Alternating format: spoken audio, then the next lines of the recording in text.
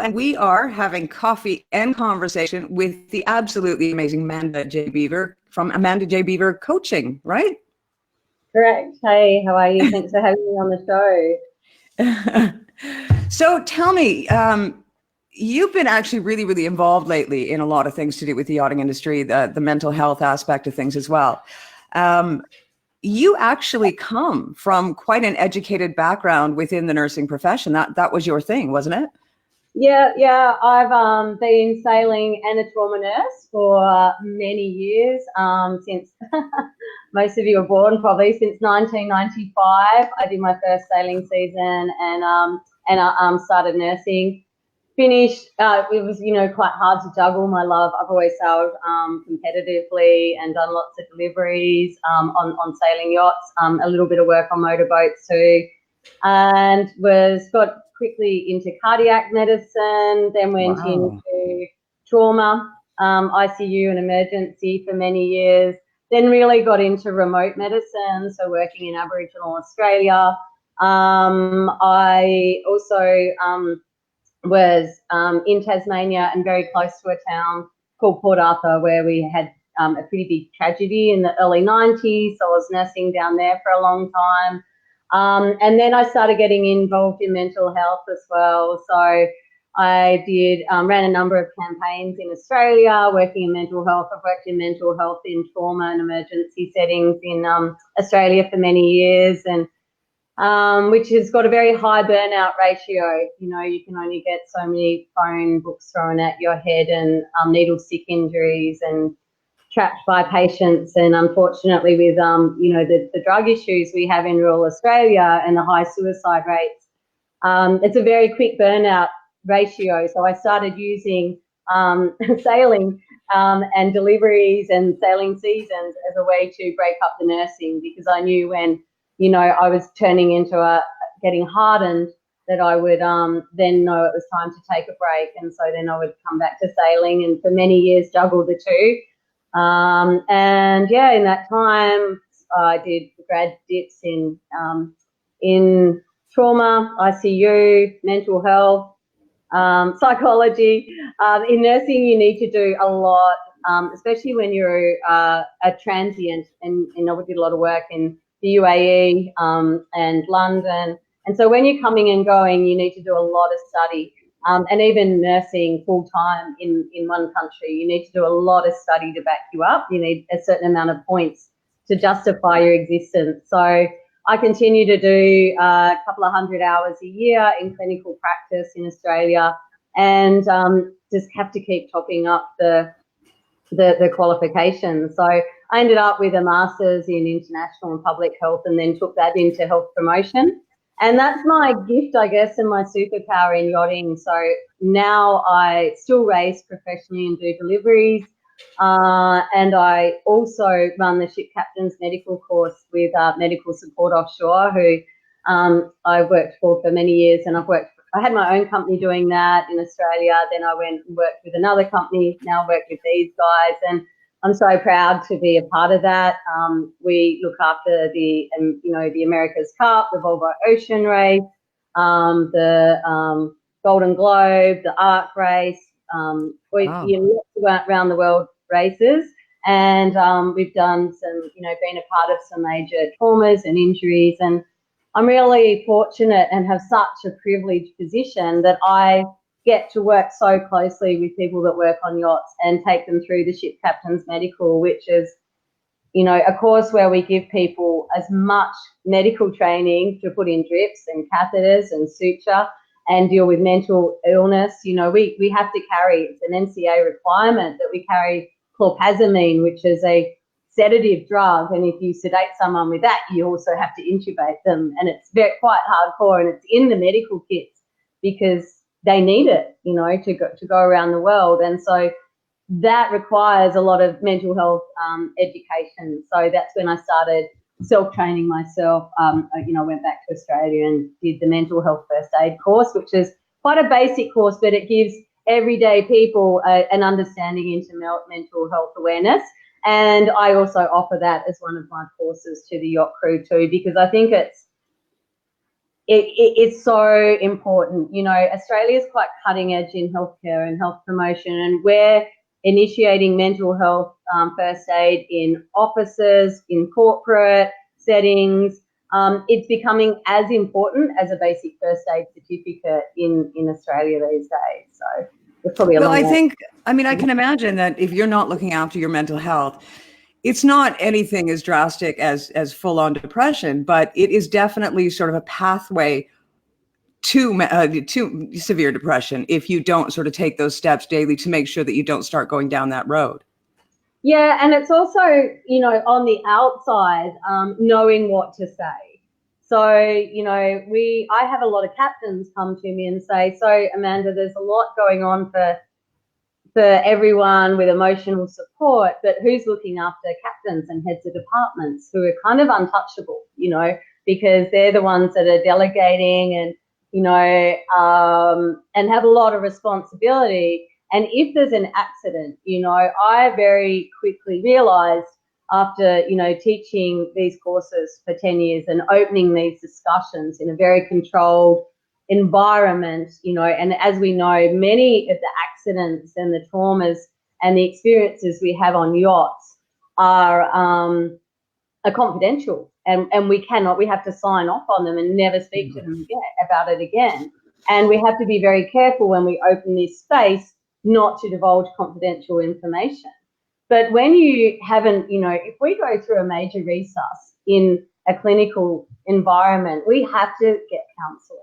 We're made to get debriefed.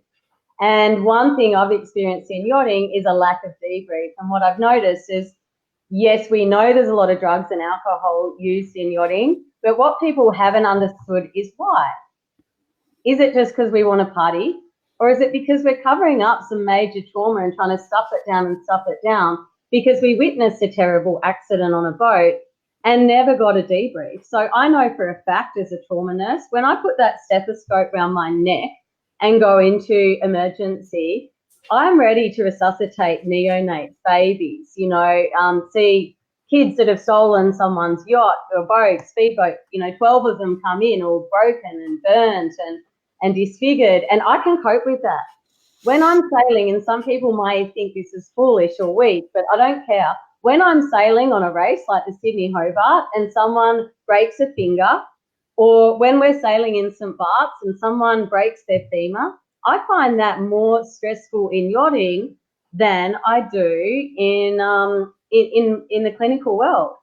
Now, Right. I have to ask myself why, and it's because when I'm on a boat sailing, even if I'm there for my medical skills more than my sailing skills, I'm still not wearing that hat. I don't have that stethoscope around my neck. I don't have those boundaries of nurse-patient. And so when one of my friends, my crew members, gets injured, it takes a moment to snap into gear, and it's extremely stressful. And then I started noticing that people that had come to me during my courses and said, I think I've got drug and alcohol issues. Where can I go for help? I'm not a psychologist. I'm not a psychiatrist. I'm not a counsellor. While I've got some of those qualifications, I don't, you know, just to keep my nursing skills, my mental health in emergency setting skills up to date, I don't use them to date except for the mental health first aid. But what I've realised when I talk to them is every single one of them has witnessed a death on board or a major injury or a major trauma, or, you know, an owner's died or someone's died on a crossing, and it hasn't been addressed. And I realised that one day, and everything just went, wow, we need to really create the space for more mental health awareness in yachting. And that's something we can do as medical trainers by integrating it into the ship captain's medical course, which hasn't really got a strict curriculum in it for mental health. So we wanted to make it a little bit more than that. And it's not just, you know, I've worked in oil and gas and you know, done commercial work as well. And so it's not just the super yacht industry. It's the maritime industry all around that's experiencing this and needs more awareness. And that's where the Life for Living group that everyone organised, the seafarers work, you know, the information coming out, because about 5 years ago, that AMC told us, and the NCA brought out that depression was one of the biggest medical problem on ships worldwide in the whole maritime industry, and we were shocked. We thought it'd be major traumas, broken legs, and chopped off arms. We didn't think it would be mental health, and so I think all of us have had to think about this and reinvent the wheel somewhat and make space for it. Well, do you think it's not necessarily just in the yachting industry? I mean, would you say that mental health has been affected a lot more straight across the board, across the world in the last 10 years, much more than it, or is it just being more recognized now than it was before, say, 10 years ago? No, it's definitely worldwide. I know that unfortunately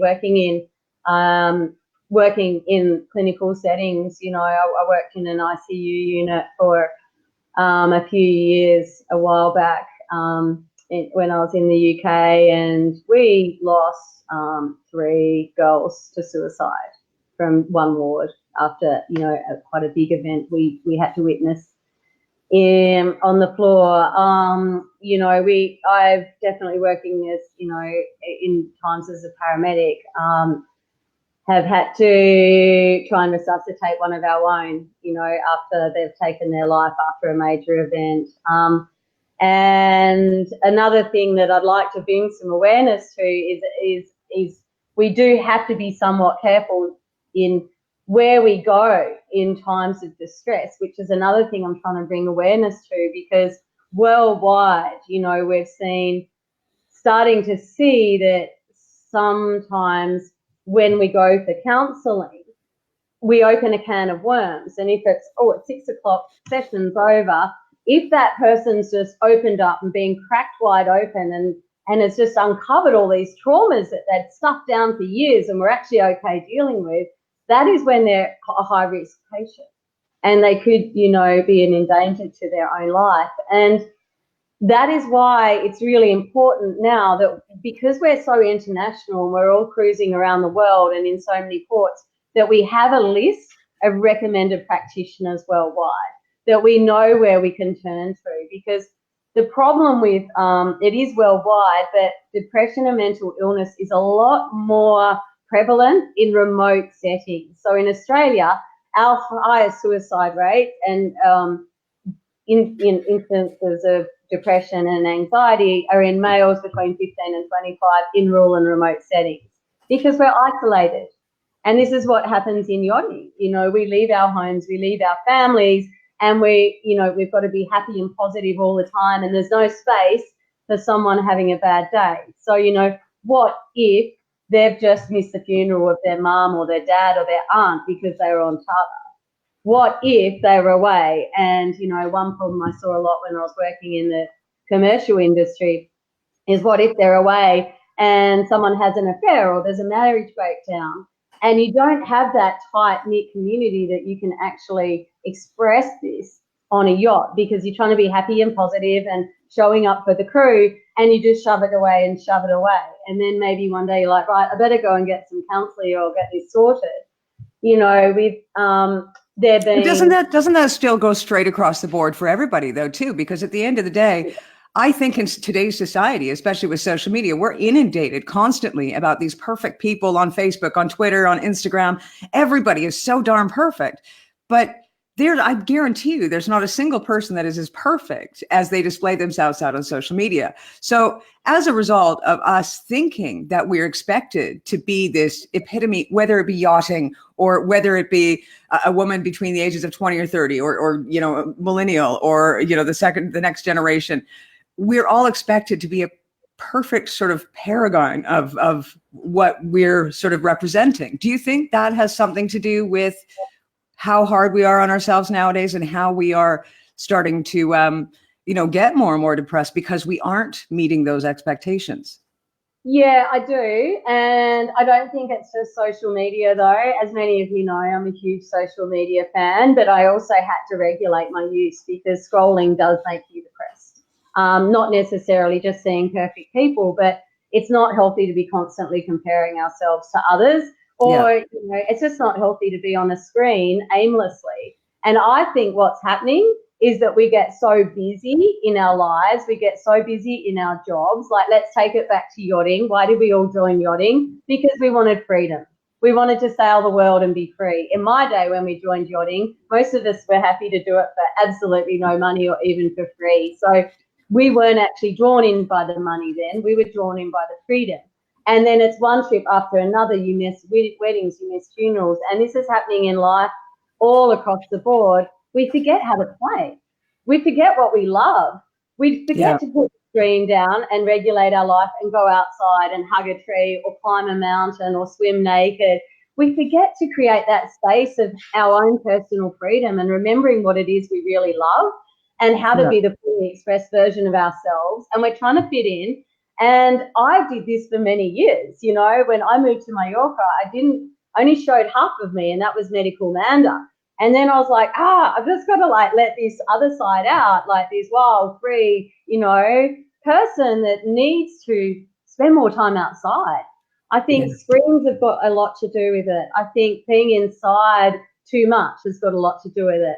I think in yachting, you know, I've recently had to stay on a boat, which I try not to do when I'm doing my courses. And I was staying on there for 5 days, and I noticed most of the crew did not go outside for the whole time, for the whole week. People were like 5 layers down in a boat and not going outside. It's called cabin fever, isn't it? I mean, everybody has it. You have that in northern British Columbia, Canada, stuck in the cabins in the mountains for, you know, weeks on end, and you can't go anywhere or do anything. And it does affect you mentally. It does. And we see that once again in those remote places like Alaska and Canada, and also in corporate buildings in big cities. You know, my most depressed time, I was working for a medical insurance company, and we were in a huge office in London, and I was loving being corporate and all the travel. But you know what? They had that office sorted, and this was like 15 years ago. But we didn't even have to leave. You could sleep there if you wanted. You could eat there. You could go to the gym there. You could get a massage there. It was becoming like a little mini city where you were like 20 stories up and you didn't have to go outside. And this is I don't think we're getting enough sunlight. We're not getting enough fresh air. We're exercising. I've got nothing against gyms or therapies, but we're constantly looking outside ourselves. We're thinking, I'm not feeling right. Maybe I need to go and see someone, and that all those things have their place. But what about going, you know, maybe I just need to go for a run along the beach in bare feet. You know, maybe I need to just go out and, you know, even in central London, go into a park and roll around on the grass. Yeah. Maybe I need to remember what really turned me on as a kid and just be a bit childish and like splash around in the water or swim naked and be, you know, and I'm not saying that these are cures for mental health, but I'm saying I think being indoors and being trapped and looking outside ourselves constantly has got a lot to do for, and the breakdown of the family units and the fact that these days most of us have left our communities. And we don't have the support of, you know, that tribal support of our aunts and uncles and cousins, and we're all over the world and mightn't check in and see our family for like years.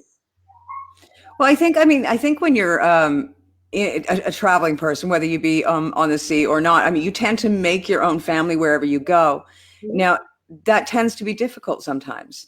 And, you know, you can't really make that family, that tribe, as it were, in your office place or on the yacht. I mean, yes, you're going to get close to the people that you work with, but you tend to find people that have similar interests and likes. And in order to really get to know them, you actually do have to meet up and talk and have a coffee and go for a walk and, you know, find the likes that you have and similar. And that's how you create, you know, the people that you can talk to and, you know, talk about things that you need to talk about. And, yeah, I mean, you know, I do think yachting's quite unique in the way. One thing I find is I've always been fascinated that you can do an Atlantic crossing, for example, and share a cabin with someone that you've never met. And at the end of that crossing, after doing midnight watches, seeing the sunrise, you know, sleeping in confined spaces, sharing like the love of video series or sharing books and having book clubs and being offline and being out in the wild for a few days, you can actually finish that trip and feel closer to that person than the cousin you grew up with. you know, so we have extraordinary relationships in yachting, but they're formed quickly and they do break down quickly. Not necessarily break down, but then we move and get on another boat and change, and or that person goes to the Pacific and you don't see them again for years. So, you know, we build our families very quickly, but maybe we have too higher expectations of them. I mean, my bestest friends in the whole world all came from yachting, and the people I feel closest to in the world are the ones I sail the Pacific with. You know, when you do 21 days, Bruce wants to be on the show. When you do 21 days, you know, on one crossing with 6 people, and then you finish that trip, and you all go on a 3-week camping trip together, you know you've got pretty strong foundations. But yeah, I think it's just getting bigger, and we get more displaced, and once again we need to just check in with ourselves a little bit more often, and remember what it is we really love, and create the space to do what it is we love. Well, and I mean, right now you're offering every day for, well, I guess it's the next 6 days now, isn't it? Including today, because you started yesterday. But every year you offer this mid-season sort of how to chill out and how to anti-stress and all of the other stuff. And you're doing that now, aren't you? So what does that consist of? What are you calling it? What does it consist of? It's called the Calm AF program. And it's basically the mental health and emotional health. Well, it's an anti-stress and burnout campaign, 2019. And it's all about emotional wellness on board, and preventing, you know, and maintaining mental health. So I'm doing 5-minute exercises a day, you know, just remembering that I'm not a psychologist, I'm not a sociologist, I'm not a psychiatrist, but I'm just giving 5 minutes a day, little exercises you can do to help your brain. And then I'm interviewing people that have been in yachting, that have done, that work in yachting, people that are involved in different things to do with emotional wellness in yachting. And I'm interviewing them each day to get their feedback, their ideas and their input, and their top 5 tips as well on how to stay healthy at sea, or you know, not just at sea. You know, people in the luxury travel industry all round are just so stretched at the moment, so busy. People in the villas, people on the private jets, people in, you know, in hotels here in Mallorca. So it's for everyone to just, and the mamas at home with dad away, or the dad at home with mum away, you know, and with 2 or 3 kids, and summer holidays, and they're entertaining them each day, and they're isolated. You know, many of us are quite isolated here in Mallorca because we live in fincas out of town, and so it's just for everyone to just have, and it's not a big thing. It's just like little things. I'm all into biohacking and quick fixes, as everyone knows. I kind of like trying to be lazy, actually, and so they're just little things you can do for 5 minutes a day, and if each day you add that 5 minutes on, and it's just things you can think. Like, one thing that really changed my life, it sounds so stupid, but it was just gratitude. It was like when I was getting really burnt out, when I was hating working in emergency, when I'd had so many people on ridiculous amounts of drugs, you know, physically violent with me. It's a very violent place to work, and you're trying to save lives, and someone punches you in the face, and you're just mortified, you know, and then I had to find gratitude, you know, and that was what helped me get through post-traumatic stress, you know, was go, okay, but what can I be grateful for today? Well, what about that old lady that smiled at me and said thank you? And I know that was worth 10 drug addicts, you know, yelling at me. What about the fact that I have this amazing qualification that I can take back to yachting and give people these gifts, and every day I'm getting thank yous that, you know, I saved a life today. I've gone in, I just did CPR on the beach and someone came back. So, you know, I just kept thinking of little things that I could be grateful for. And, you know, even just driving a car and I get in a bad mood, I can shift that through gratitude, you know. So that was the one we talked about yesterday. The silly things, like even just a shake, you know, so the nervous system's getting so much press these days, looking after the vagus nerve. It's not a woo-woo thing. It's like clinic. I'm really into complementary therapy, but it has to be science-based and evidence-based practice that I follow, you know, so I like it to be proven by science. Having a shake is actually, look at animals, you know. Yeah. My dog fell in the water a few years ago when we were on a boat, and he was a little puppy, and he was swimming around in the dark for 2 hours. It was the scariest moment of my life, and I finally found him, and he got on and he shook and shook and shook, and he had a big shake. If we just shake it off, it actually helps, you know, reset our nervous system. Sometimes we're just like, if everyone right now just holds themselves really, really, really tight, that's how so many of us are walking around. So if we just stop and have a shake, it can reset it. So, you know, the boss upsets you on the boat and you just feel a bit of a weird vibe, you can just have a shake and shake it off and reset. And a breath. Yesterday, Abby, who I interviewed, Abby Ella Grace, who's amazing, she just talked about how exercise, she's a personal trainer, exercise isn't always possible, but if you just sit up straight and take a breath and just zone out and just have, like, look at your posture and how you're holding yourself, what a difference that can make. And if everyone does that now with me, you know, if you've done first aid, which hopefully you all have, Dr. ABC, danger response, airway, breathing, circulation, applies to everyday life. Danger, you know, am I in danger of getting too stressed today? Response, how am I responding? How am I reacting? You know, am I being calm enough? Or am I getting too worked up about silly things? Airway, what's my posture doing? You know, if you bend over like that and have a breath, it's really hard to breathe. Sit up straight. Have a breath. Feel how much easier it is to breathe. It's all about, it's just a medical fact, getting oxygen into the brain, right? We've got an oxygenated brain. We're just going to feel happier. Well, I think if we get angry, I mean, there's a reason people say take 10 seconds before you respond, because that gives you time to breathe through it. And in that breathing, that anger sometimes just dissipates and doesn't seem as big a deal as it was 10 seconds ago. Yeah. Yeah, and I also would like to point out that I know when you're really stressed, when you're on the verge of a breakdown, when you've got extreme anxiety. I know for a fact, because I've been there. So if you've got it, I feel you, I see you, I hear you. I know it's not always a quick fix, and I also know that when I was really stressed, people would say, "Oh, don't forget to breathe, or make sure you have a breath." I wanted to punch them in the nose because I was so stressed that I was too stressed to breathe. You know, and I was like breathing really fast in the top of my chest. So I get it that if this is triggering you, this, you know, that there could be a reason, but it really does help, like before we fly off the handle, to just position ourselves, have a shake, have a breath, and just try and allow yourself to think clearly. It can happen like that. So if the boss sends back the wine and wants a new one, or if the boss wants to, you know, stay an extra week on board, or, you know, if you've got ridiculous demands on you, or, you know, someone asks you to, you know, pick up something that, you know, isn't your mess or whatever, just shake it off and try and just look after yourself, and just these tiny bits, and think of 3 things you're grateful for. It could be the amazing parents you have. It could be the legs that give you the ability to walk. It could be the fact you can breathe.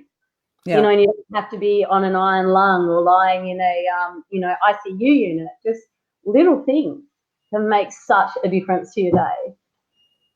Yeah, no, that's good, because I think sometimes we're so busy comparing ourselves or wanting more.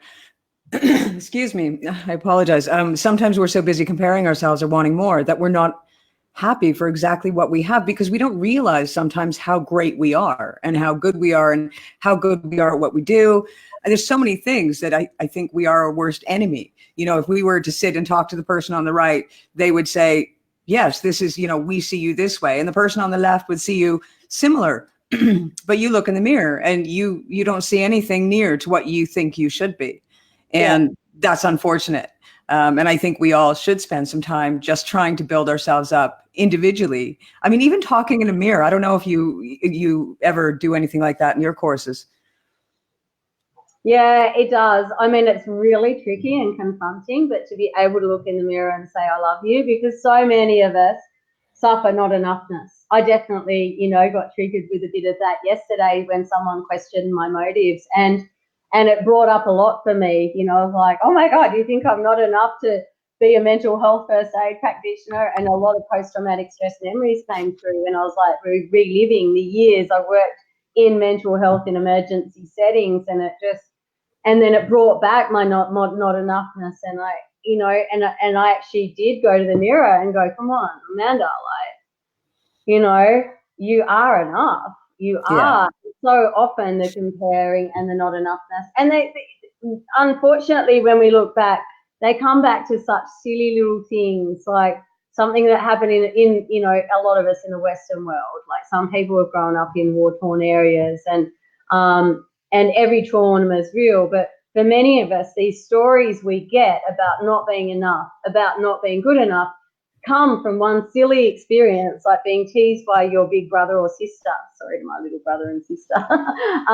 To one maths teacher that might have told you you'd never amount to anything, or to the day your parents were too busy and they said, go away, and then we start creating these stories, and it's so easy to start reliving these stories of, I'm not good enough, I'm not this, and that's where I'm really big on self-worth, So when I'm working with my clients, I'm really into building conscious leadership and encouraging people to remember who they really are, and that they are enough. And by just looking in the mirror, and it feels really weird and really stupid, but to look in the mirror and go, you're amazing. But sometimes we need to do the gratitude practice to be able to get grateful enough for our arms, our legs, our eyesight, choosing to see the half cup full rather than empty. Then we can get to a point where we can look in a mirror, because I felt so stupid and inauthentic the first time I tried to do that, when I was in the midst of post-traumatic stress. It took me a while to be able to get to that point, but it is a wonderful thing. And then notes on mirrors go, and those reminders that if we can feel enough within ourselves, we can, and if we can lead teams by, I know in the old school, working in medicine and in yachting, like when we look at leading teams, sometimes we can make people feel not enough. And so if we can talk to people by, one thing I say in my courses is that there's normally always a medical reason for someone's bad behavior. If they're angry, they may be constipated. If they're vague, they could have low blood sugars and not be eating the right food for their body, or, Do you know what? Do you know what's going to make me feel better for the rest of my life is whenever somebody is really nasty, I'm just going to think that they're constipated, because that will just make it all better for me. So I shouldn't pick on that one, but I am. It's something all my clients kind of crack up at as well, because they're like, okay, next time the captain's in, like, no offense, captains, I love you all, you know that, but next time the captain's like a little bit stressed, and maybe he just needs, some prune juice or something. Yeah, well, I mean, if it makes you happy and it makes you laugh and it gives you, a smile on your face, why not, right? Because that's the whole concept about what you're trying to do, is sort of to help people enjoy and be happier and be more content with themselves, and if that gives them a laugh, because they're immature like me. A very good friend reminded me of yesterday is there's a book that's maybe it's in the, like, I don't know, like personal development section or somewhere, and I know that stuff's a little bit woo-woo for some people in this day and age, but it's just called the four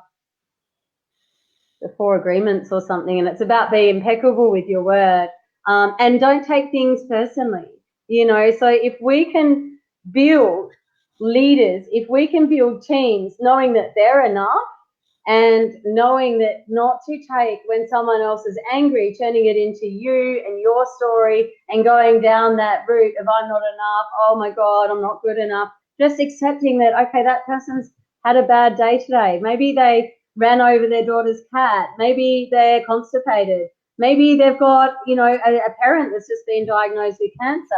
Not always taking it personally and feeling that we're to blame, and choosing to, not necessarily create too many stories around it and just go, okay, like maybe they're just having a bad day. Maybe I should ask if they're okay rather than go all weird and create stories. And that's what I saw myself doing for a long time, you know. Yeah. So building self-worth to me is really important. But also knowing how to talk to people is really important, you know, and we're coming out of a world where we need to be a bit more conscious in how we talk to our crew members and how we talk to the people on our boats. Yeah. Yeah. Yeah, no, it is. You're definitely dealing with a different industry on the yachts, because it's literally, you're like a live-in house person for, 4 months out of the year, really. You're living in somebody else's house. You're at their beck and call. And it's hard to sort of be an individual and take that time, because it is pretty much a cookie cutter industry as well, isn't it? To a certain degree, everybody has to be pretty perfect, really, in order to work in the yachting industry, because there is a sort of image that is applied to it. And a lot of boat owners expect to have that image, and each one will have a different image in their head, for sure, whether it be blonde or whether it be brunette, whether it be male, whether it be female, whatever, no tattoos or tattoos, whatever it may be. But they literally have sort of something that they see as perfection for their floating home, as it were. So and I think too, a lot of people get rejected or feel like they're being rejected, especially when they're young green crew coming, they've been told that this is the land of milk and honey, and they're going to come and they're going to take their courses and they're going to get out on the docks and they're going to have jobs left, right, and center, and they're going to make millions in a short period of time. And then they come and it's not really that way, is it?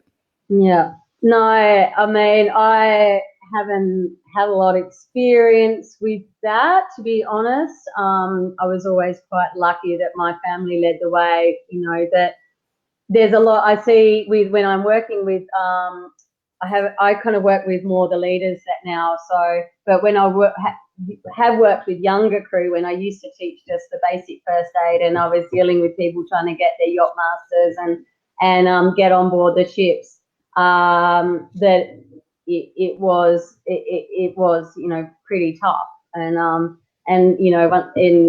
there's a lot of competition and a lot of rejection, and it must be hard. But going back to the perfect thing that you said, I definitely experienced that. I remember when I first worked on boats, one of my best friends died, and I was on charter, and I think we were doing the Maxi Worlds or something, and no one knew him. I had no one to talk to about him, and there was no space for me to be able to be sad.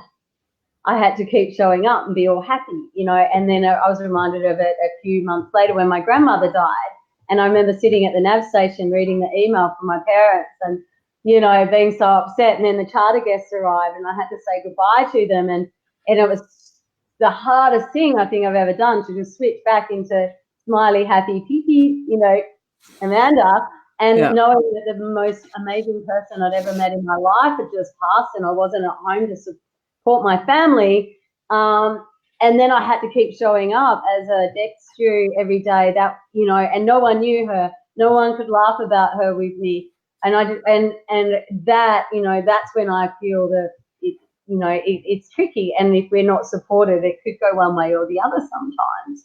So and that's a good example, I think, of being perfect, is that we are expected to show up and be perfect every day.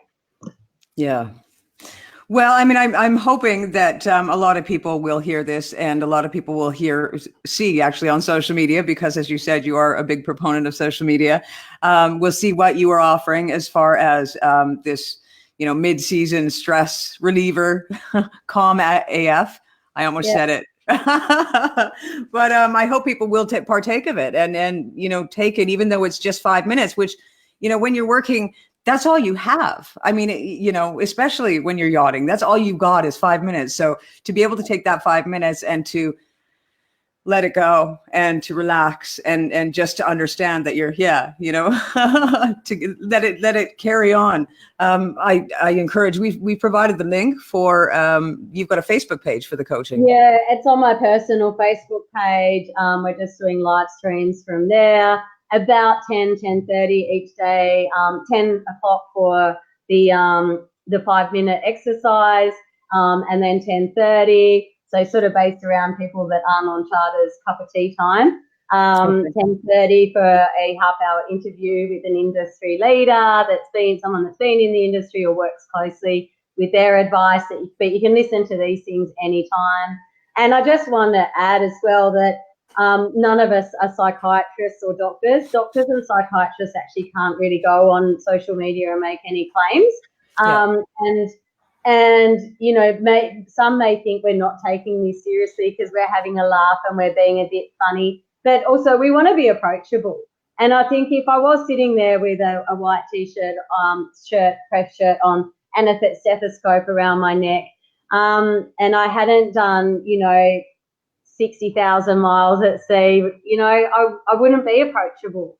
And so we take this very seriously indeed. But we've also got to start remembering to just have a bit more fun. So just, you know, for me, the thing that really cracked me was really simple. I did lots of deep therapy work. I got really into my stories, but it was the simple things. It was choosing to watch a funny movie rather than a crime drama with like sex, drugs and rock and roll in it before I went to sleep. It was choosing to be consciously aware of reading something humorous and light rather than, for me, medical journals about major traumas and psychiatric illness before I went to sleep that was causing me to have bad dreams. It was choosing to stop and breathe and try and not take something personally before I went into my stories and my, you know, victim mentality. And so, you know, we're just doing the best we can, and I'm just trying to, you know, get a group of people together to find solutions and find ways we can all step up as leaders, whether you're a day worker, whether you're, you know, new in the industry, whether you've been a captain for 60 years and been, you know, through the whole things, whatever side of the spectrum you're on, if we can just come together, have a bit more understanding and have a little bit more fun and not be quite so serious and hard on ourselves, maybe that's all it takes to make a bit more of a change and create the space to allow some emotional intelligence in yachting and in the world today. In the world today. Well, thank you so much, Manda. I really appreciate you taking your time and telling us all about, well, yourself and your background too. I mean, you have quite an impressive background, so it was good to hear that. And I hope those out there that may have the chance to come across Manda take an opportunity to have a chat and find out a little bit more about her before making any judgments. And I look forward to maybe getting together again and having another chat. I mean, maybe we're going to be doing another Life is for Living event sometime in the future, possibly. Yeah, I'm the guys organising that. I'm pretty sure that they've got one planned for, I think, the end of the month and another one in October, from what I know. Plus, I'd just like to remind everyone that the amazing team from Life for Living, I haven't actually I'm travelling too much to become an active member of that team, and I'd just really like to say well done, guys, for getting it out there. You're all amazing. Many of them I'm going to be interviewing this week. They're such amazing souls that have taken so much time to create the space for this, and what they've done is made a PDF of professionals and different levels of care that you can go to, people that you can go to that understand yachting and understand the particular stress of our industry, and that what we're here to do and what I'm here to do too. My coaching actually is it takes a different form. I'm not actually doing psychiatric coaching or psychological coaching. What I am making myself available for is to refer people to the right people. You know, we have amazing counsellors and doctors and psychiatrists around. This PDF should be in every single crew mess. And please, if you can't get access to it, if you don't know how to find it, contact me or jump on the Lives for Living group and look for it. The seafarers are amazing. I don't know how many people I can name on social media, but if you want access to that list, I'm more than happy to share it. There's also a wonderful Facebook group that I was invited to participate in called It's Not Okay on Facebook, and there's a lot of support in that. The guys that are administrating that are amazing. And I just want to really, give my gratitude and appreciation, because I'm just doing a little easy part in this, and I'm basically just promoting what they've done and those guys, and coming from someone that's been there and gets it and understands. I'm just trying to make a little bit of space for it. But if there's, so anything you need, just send me a message and I can send you the list and help you find the right person. And so that's my role, is as I'm a referrer. I'm a problem solver and a referrer. And there you go. Are you back? Yep. Okay, perfect. Sorry, you were gone for a minute, so I was going to shut it down. Sorry, you were in the middle of saying about Life is for Living, and then the Facebook page, It's Not Okay. Yeah, Facebook page, It's Not Okay, Life's for Living, and then contact that group, or even send me a message, and we can direct you to the PDF that should be in every crew mess that's got all the professionals that you can get in touch with, because we're not here to claim to be coaches and psychiatrists and sociologists. We're just here to refer you to the people that you could really benefit from if and when you need it as a support. My role is in building conscious teams and leadership and medicine.